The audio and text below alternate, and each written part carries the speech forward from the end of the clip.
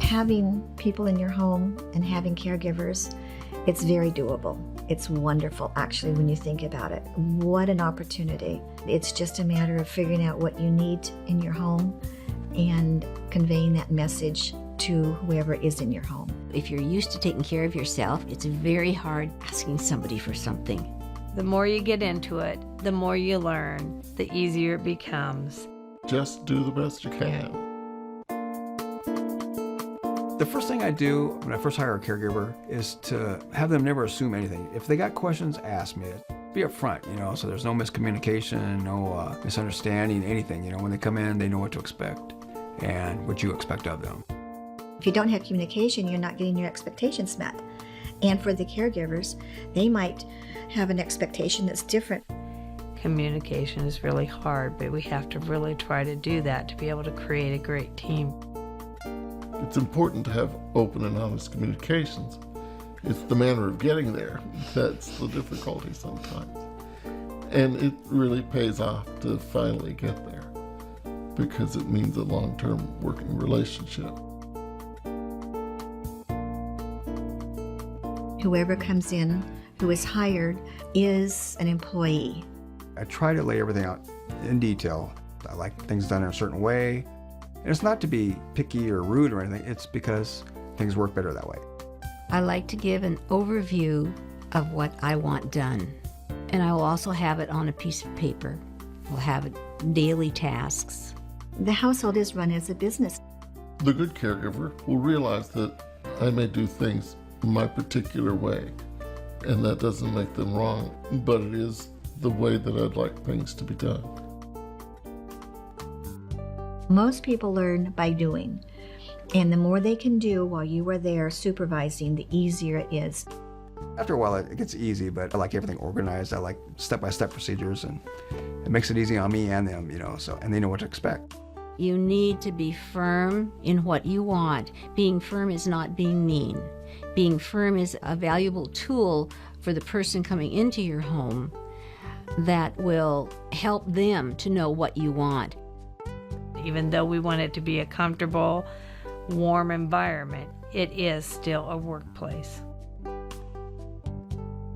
Having been through the hiring process, the individual is ready and excited about their first day and wants to do their best job. I have to be willing to receive that person with that same willingness and expectation, and then to work through the practice of getting to know that person and getting them familiar with my routine. I think my responsibilities are to communicate with them my needs, to be clear, concise, to tell my caregiver when she's doing a good job. Pay attention to what is going well. Sometimes it's really easy to focus on one little piece that's not being done the way you want and forget that the other 95% is being carried out in a timely, functional manner. And to really let the caregivers know that we appreciate what they are doing.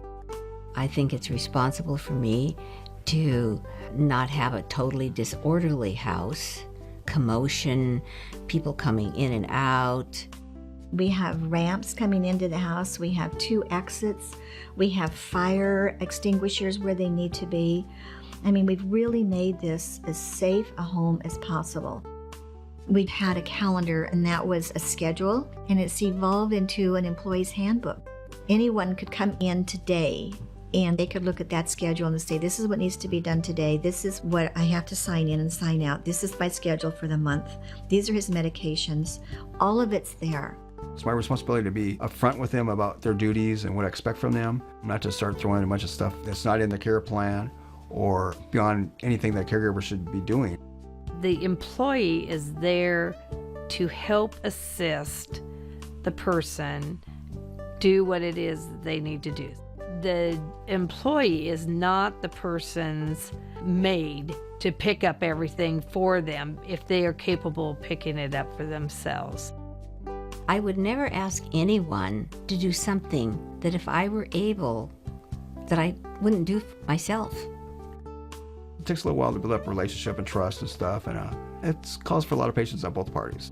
And it's like any other job. You have personalities that you have to learn to adjust and deal with, because none of us have all the same personalities.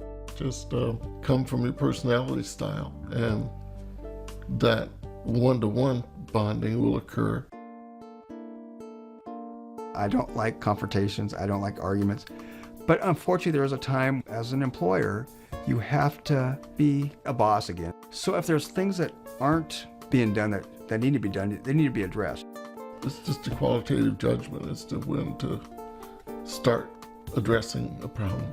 If I see something being a consistent thing that they're not doing, then I will bring it to them verbally. And if it continues to be a problem, I'll bring it to them usually even a second time verbally. But the third time, I usually will write something up and say, this continues to be a problem. So there's a fine line of being gentle about things, but still making it, gee, we need to do it this way. Things have to be fixed sometimes, unfortunately, but it can work. It can work out good. Part of my initial training with my caregiver is we go over my safety concerns. You can call 911 and you can tell them that you have a person in your household that has a disability, and they will put that down. When I'm with my caregivers, I want them to look out for my safety. I expect the caregiver, if I should pass out, to call 911.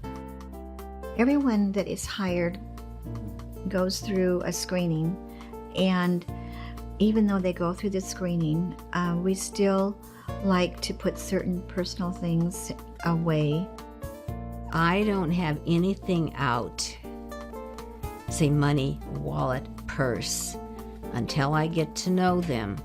Why make it easy for anyone that might be tempted?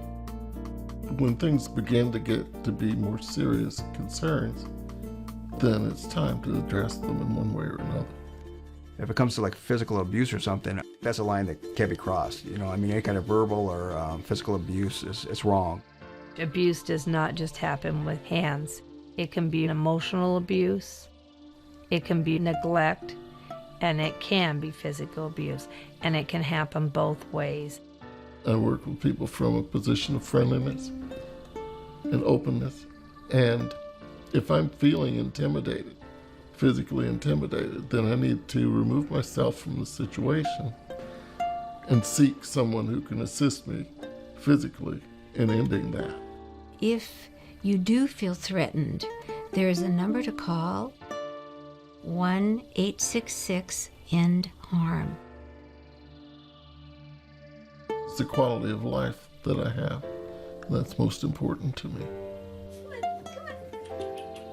This is my sanctuary. This is where I need to be at peace and comfortable.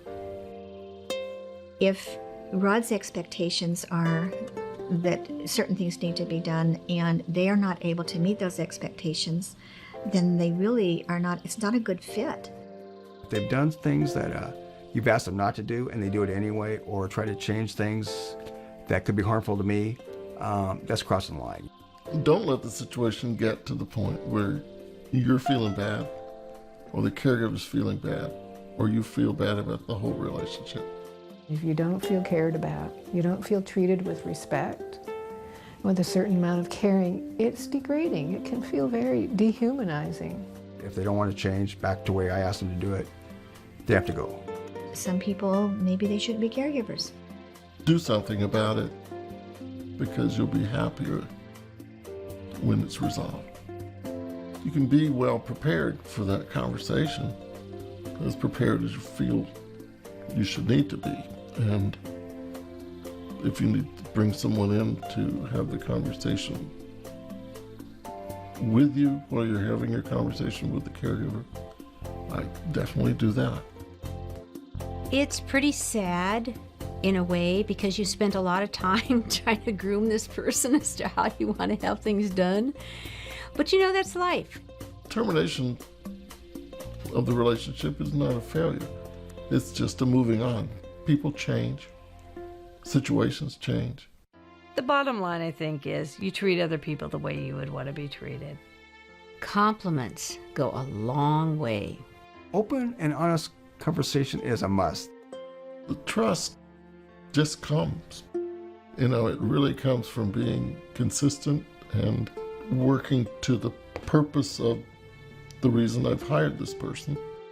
And for caregivers who are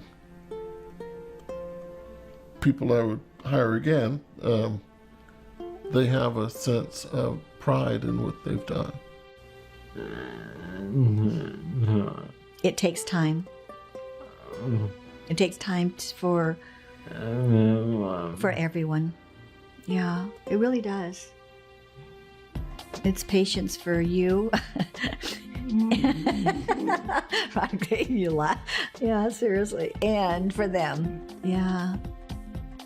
Anyone can do this. If I can do it, it's easy. What you need to be is consistent. You need to be clear about what you need. And make sure that the caregiver is clear about that too. It can work for you. Make it happen.